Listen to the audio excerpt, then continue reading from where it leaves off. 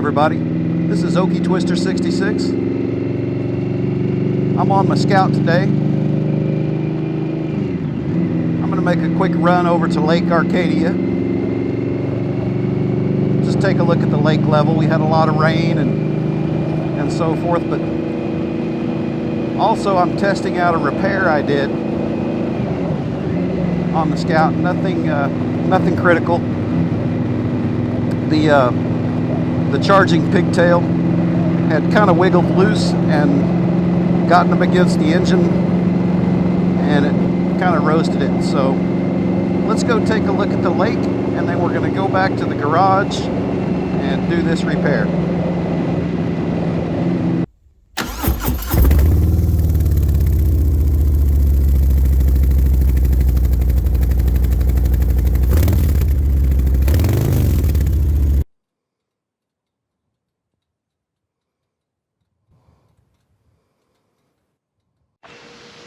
Thanks for sticking around.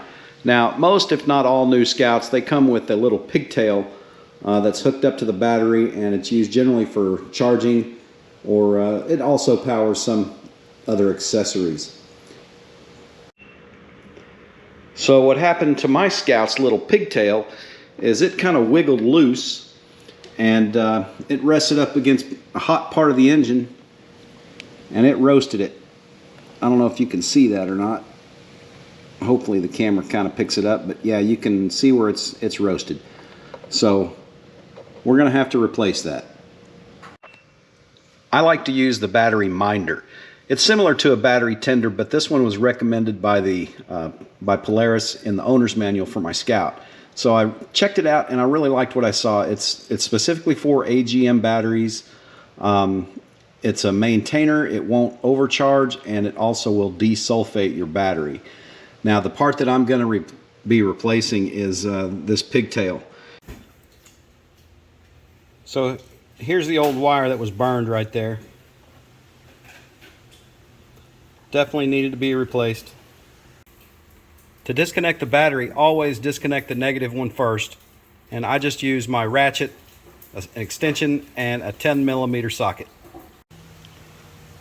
Okay, with the seat removed, basically the new lead has a black and a red.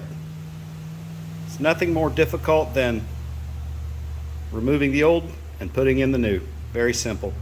Only thing I would say is just be very, very careful working in this area so that you don't touch both negative and positive with anything cause a short. So just be careful working around in here.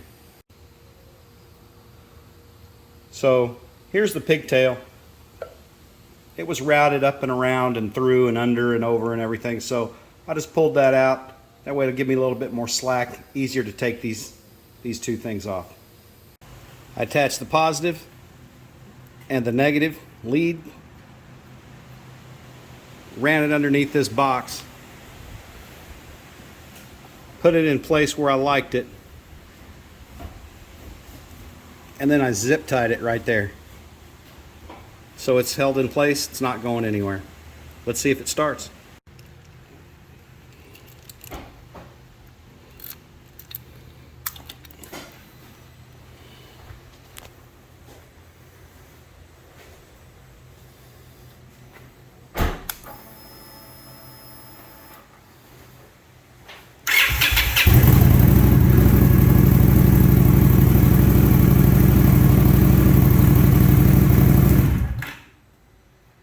Looks like everything works.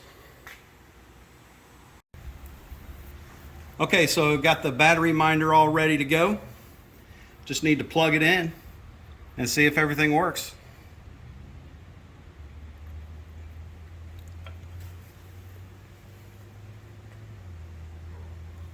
And it's good. It always starts right there. It's desulfating or whatever, and then it in a few minutes it'll climb up there, but everything looks exactly as it should. The power's on, it's connected, it does adjust for temperature, and it's desulfating. So everything is good. I call this job complete. Thanks for sticking around. This is Okie Twister 66 from the garage. Until next time, ride safe, have fun, 2 wheels down.